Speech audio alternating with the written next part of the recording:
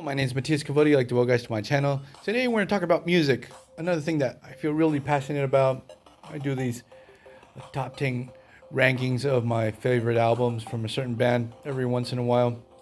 Today we're going to work with Korn, one of my all-time favorite bands. Even though I mostly grew out of nu metal, every time I go back, I'm thinking to myself, this wasn't so great. Looking back on it 10 to 20 years later. But Korn, I always go back to Korn albums. I'm always happy. Like, the discography isn't perfect, by no means. But I think it's pretty solid. I like it quite a bit. And Korn has one of my all-time favorite albums that we're going to get into in a little bit. And also another thing I have to celebrate, I have 100 subscribers. I never opened this channel to actively search for subscribers and ask for them and ask for a thumbs up and stuff like that, for likes and stuff. I just want to start a conversation and share things that I like with other people. And today we're going to do this top 10, my top 10 favorite Korn albums. Actually, we're going to throw in a couple of other things that are not albums, like some live stuff and some other projects in there just for the fun of it. And I'm working 100% off memory. Like, if I get something wrong, I'm sorry. So at number 10, I put Korn's Unplugged. I think it's an interesting experiment. They try some things that really work. I think they're fantastic. I see a band that's really pushing what they can do and pushing their limits as musicians, and some things that really didn't work and pretty much fell flat on their faces. And sadly, some sloppy moments in the execution and the instrumentation. I can see here a couple things here and there I feel like that didn't work. And the things I liked about this album, Got the Life. I really liked the acoustic version, and it has a really awesome arrangement at the end.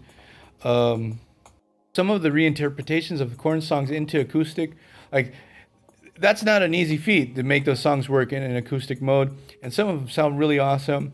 And Twisted Transistor too also sounds really good, and Hollow Life too.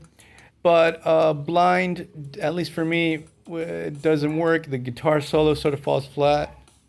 Freak on the Leash is really awesome acoustic, and we have the singer from Evanescence, I think. Can't remember exactly the name of that band. Female singer. She sings really well. She knocks it out of the park. Also, we have the singer from The Cure singing on one track on Make Me Bad, and they mix it up with a Cure cover. That's really good. I really liked it. So we're going to leave the Unplugged at number 10. Go to number 9. We have The Nothing, the latest Korn album. I really hope it's called The Nothing. Again, I'm working off memory here. And what I like about this album is Korn has sort of lost steam over the past couple of years with the last 3 or 4 albums. You can hear a band that's sort of lost their hunger.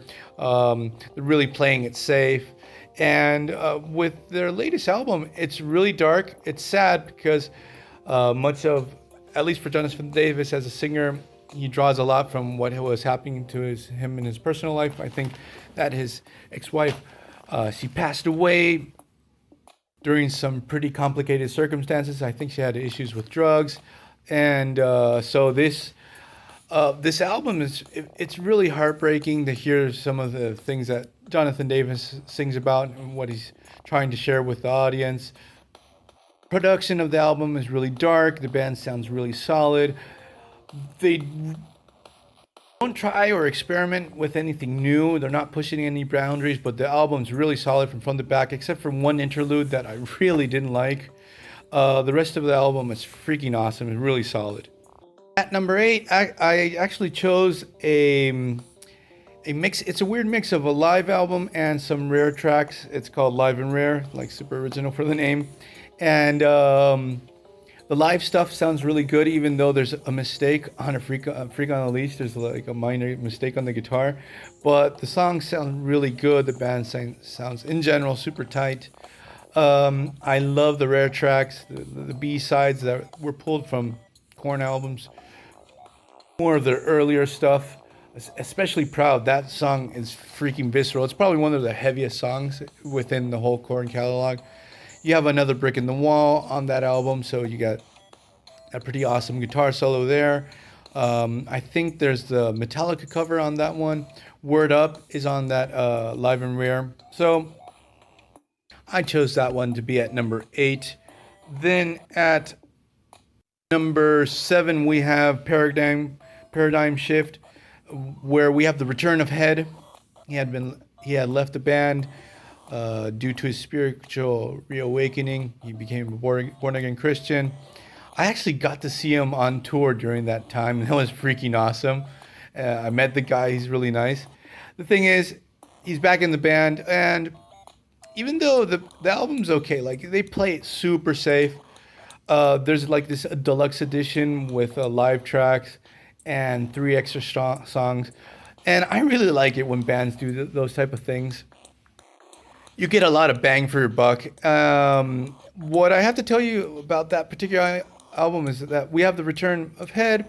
There's a lot of keyboards. I can't remember the keyboard player. I think Zach Bird or something like that. He was on the band. He's like very upfront in the mix. And that works on some of the tracks. I feel like in some moments, like he's sort of competing with Feedley on the bass, with what Feedley would used to do back in the day. Like this pop song on the album that's very electronically heavy, that feels really out of place. I can't remember the name of it for the life of me. I can't remember the name. It feels really out of place, and it feels that it should have been put on the Path of Totality. But in general, Paradigm Shift, it's a pretty good album. I feel like it's a good jumping on point to Korn. Like it's very accessible in many aspects. If you want to get into listening to this band, then we have at number 6, we have Issues. I really like this album. Like personally, it's one of my favorites. It's lower in the count because I have this really weird, elaborate point system. That's how I chose the order of the albums that I only can understand. We have instrumentation, structure, melody, and stuff like that. And Issues, I remember when it came out, like it's very mellow compared to other Korn albums. It's very not mellow, it's radio friendly. The sound isn't as aggressive compared to what they were doing before that, with previous albums during that time. But we sort of have like this trade-off, a really good trade-off. Like there's less aggression, it's less heavy, but Jonathan Davis and the band are able to work in some really good and interesting melodies. Songwriting has gone up. Like Trash is really good. For You, that's an interlude. That's really well done. Make Me Bad, I used to hate it. Now I think it's one of the best tracks. Falling Away From Me is also really awesome. Somebody Want Someone. There's a track, I think it's Hey Daddy, that has an insane bass line because I'm a bass player, so I really like that bass line. Is like really caught my attention. It's really good. And I only got to see Korn once, and the Issue songs, since they have a slower tempo, sound better and work better in a live set. They sound fantastic. So that's what I have to say about Issues. At number 5, I put Korn's first album. It's a pretty groundbreaking album. I remember seeing Clown for the first time on TV. I saw it on a United States Top 10. The presenter starts talking about Korn, and it really caught my attention with the way she was talking about Korn. Saw the video and said, "Oh shit, I have to get my hands on that album." And the funny thing is, I wasn't able to get that one because here in Argentina it wasn't edited. I was able to get my hands on Life Is Peachy, but when I finally got my hands on Korn's first album, I was blown away. Like for the time it came out, like they were. It was pretty groundbreaking. Like they mixed and tried a lot of new things. They had their own sound style. I remember getting my hands during this time on the Who Then Now, I think it was called, VHS. And it was really awesome. You got to see how they recorded this album. And Life Is Peachy. And for me, Blind is one of the best opening tracks ever on an album. It's a freaking awesome opening track. And live too. It's really awesome. And Ball Tongue, the bass line, being a bass player, Ball Tongue really caught my attention. I thought it was a really awesome track. We'll jump to number 4 with Untouchables. It's a really dark album, and I have a little story with Untouchables. I went to see Korn.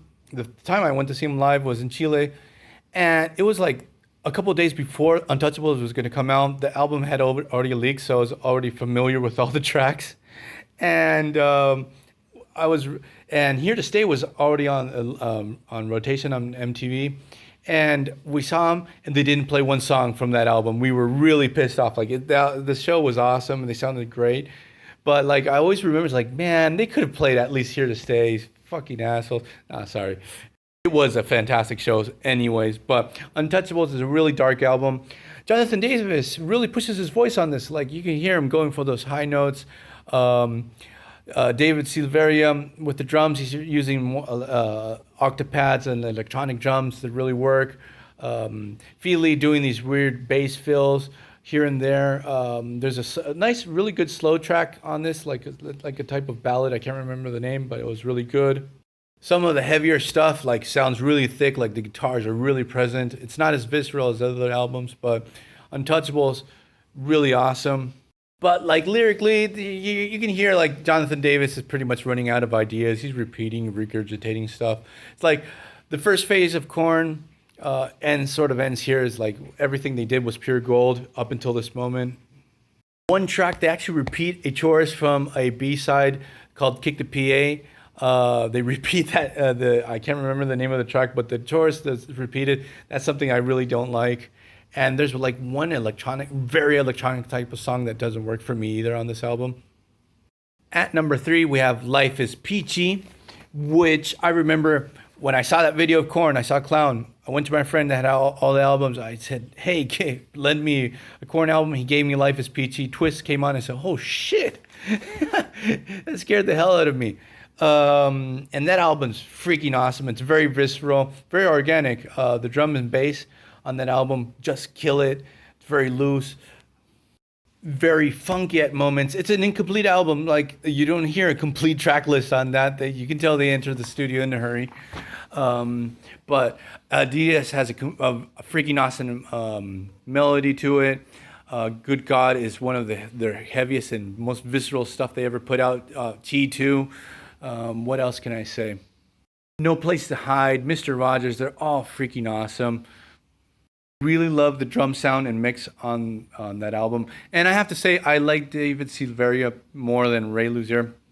Ray Luzier is a fantastic drummer, but I feel like David had more groove to him. He was like more of a funky drummer.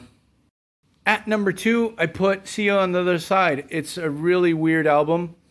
Head had just left the band during this time. It's electronic heavy. There's a lot of production on it, but it works. There's a really good batch of awesome songs. Coming Undone is a really awesome single. I have a very reinvigorated band, and they're trying a lot of interesting ideas. The album sonically, there's a lot going on. Like every time I hear it, I hear new stuff to it. Like Issues, it's more radio friendly. There's a trade-off, more quality in songwriting, it's less heavy, but the heavy's there. It's very there. And this actually gave some warm blood back into the Korn system, that they were able to put out, start Family Values tour again. And that's why I like, and I put in at number 2, See You on the Other Side. And obviously at number 1, Follow the Leader. It's one of my all-time favorite albums. This album is, Got the Life is just incredible. That bass line, Freak on the Leash, like those two songs, the singles on TMTV were on all day. A band experimenting with a ton of new effects. The song structures are pretty interesting too. Jonathan Davis is freaking he's a monster on these tracks, the way he's yelling and screaming, but it also able to make some good choruses, good hooks. There's a lot of guests on this album, like Fred Durst, that really, I went back to listen to that track and he made me cringe, where he's with Jonathan Davis doing like a rap off. BBK, that track is really, that's one of my all-time favorite Korn tracks. Insane bass line to it. There's a lot going on with guitar, drums. Like there's a lot of risks that these guys took. Like Got the Life, if you break that song down, that song on paper should work, but it does. So I'm gonna leave this ranking here. I hope you guys liked it. And after this, we're going to see more comic book stuff and maybe more music stuff. And see you guys next time. Bye.